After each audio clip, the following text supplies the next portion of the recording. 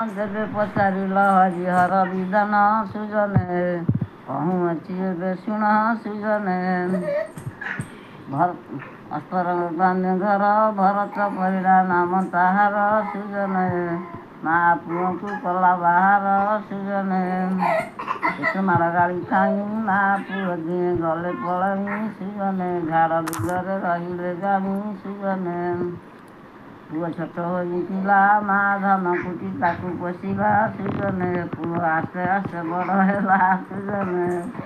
ପୁଅ ବଡ଼ ହୋଇବାରୁ ତାର ଘରେ ଆସି ସେ ରହିବାରୁ ସୁଜନେ ବୁଢ଼ା ଧାନ ବହି ନେଲା ଘରୁ